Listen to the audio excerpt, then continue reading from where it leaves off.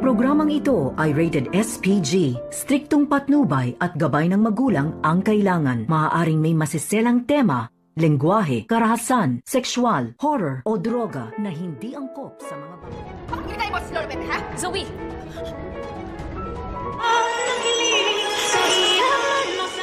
Ngayong Sabado, narito na nga ang ating mga pakaabangan. Tila napaparanoid na nga itong si Zoe habang nag-iisa. Dito naman, na tila may gumugulo sa isip dito ni Zoe at naririnig niya ang boses dito ni Don Pepe na tinatawag itong si Zoe. At tila namimilipit sa sakit itong si Zoe sa kanyang ulo na parang nababaliw na nga at hindi niya namalayan na itong si Annalyn pala ang dumating sa kanyang likuran.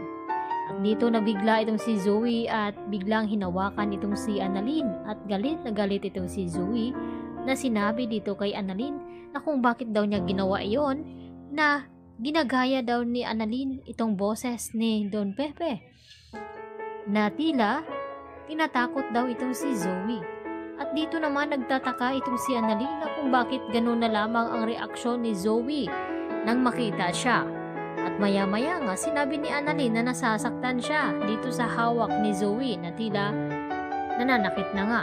At maya-maya nga biglang dumating itong si Giselle at inawat itong si Zoe na kung bakit sinasaktan niya di umano itong si Annalyn. At dito nasabi dito ni Annalyn na parang kinakain na ng konsensya itong si Zoe na nahahalata na nga nila na may kinalaman itong si Zoe sa nangyari nga dito kay Lolo Pepe. Dahil hindi naman ito na mapapraning kapag wala siyang ginawang masama dito. Hanggang siya na ang magsasabi dito kina RJ at Giselle na siya nga ang tumulak dito kay Don Pepe. Samantala, nagsigasigahan naman itong si Moira na dumating dito nga sa prayer meeting nila Giselle at RJ sa kanilang ama. At naaamoy pa nga ni Giselle na amoy alak nga itong si Moira. At nangako naman ito kay Zoe na wag daw gumawa ng gulo dito sa Apex dahil mas madagdagan pa ang mga akusasyon dito ni Giselle sa kanya. Lalo pa ngayon na hindi pa nagagawa ng paraan ni Moira na maabsuelto itong fingerprint dito ni Zoe na pinagawa nga dito ni Giselle. At nag-aalala pa rin ito na baka makita at malaman nila na may kinalaman itong si Zoe sa nangyaring aksidente kay Don Pepe at tuluyan siyang makulong. Kaya hindi na nga mapakali ngayon itong si Zoe na pati itong kaibigan niyang si Joy inadadamay na sa init ng ulo ni Zoe. Samantala, paepal din naman itong si Michael at palihim na nakikinig dito kay na RJ at Lynette na nag-uusap na pinayuhan at pinagaan ni Lynette ang loob ni RJ na magiging okay ang lahat.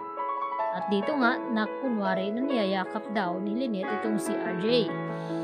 At tila, naiinggit itong si Michael kaya nagawa niyang tumawag dito kay Carlos na sinabi niya ang mga ganoon na nakayakap daw itong si Lynette kay RJ. At galit na galit naman itong si Carlos.